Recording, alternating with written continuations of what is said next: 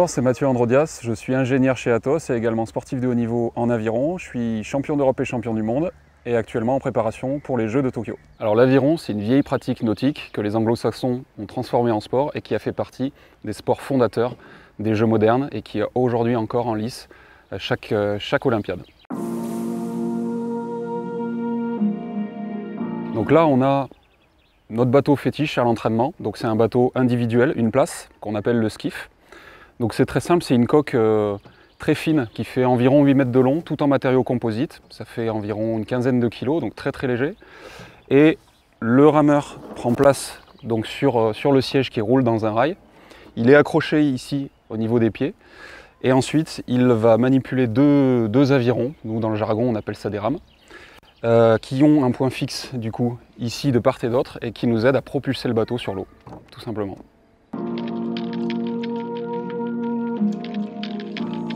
Alors la différence entre le 2-2 couple et le 200 barreur, donc 2-2 couple c'est ma catégorie, c'est 2 rameurs avec 2 rames chacun, et le 200 barreur c'est 2 rameurs avec une rame chacun. 200 barreur est plus facile. Alors, en aviron, il y a un paquet de disciplines puisqu'il y a des embarcations qui vont de 1 rameur jusqu'à 8.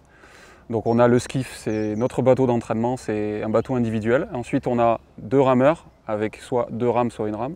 4 rameurs, pareil, soit avec 2 rames ou une rame. Et ensuite on a le 8, où là on a seulement une rame chacun et un barreur.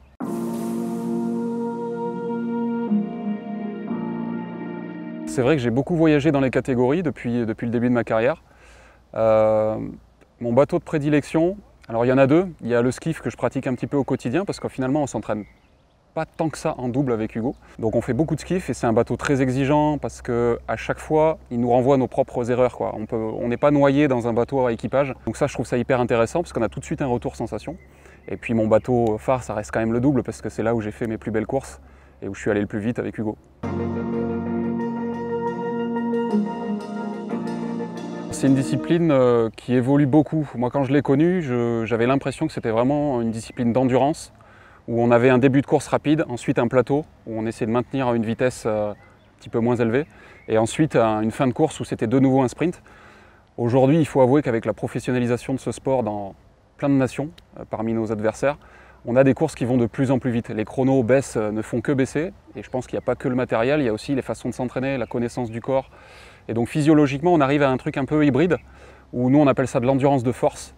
Donc en fait, on essaie de produire le maximum de puissance sur une fourchette de temps d'à peu près 7 minutes. Donc c'est un effort assez violent et qui demande énormément de volume d'entraînement.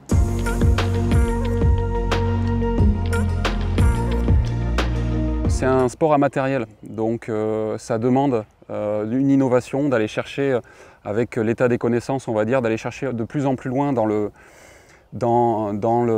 profil aérodynamique, dans la transmission des forces, dans la rigidité du bateau. Donc ça, c'est des choses qu'on voit évoluer souvent, mais actuellement, je dirais que le gros boom, c'est plutôt les capteurs, aller chercher des mesures en temps réel, etc. et toutes les informations qu'on peut faire remonter du bateau, qu'on n'avait pas avant.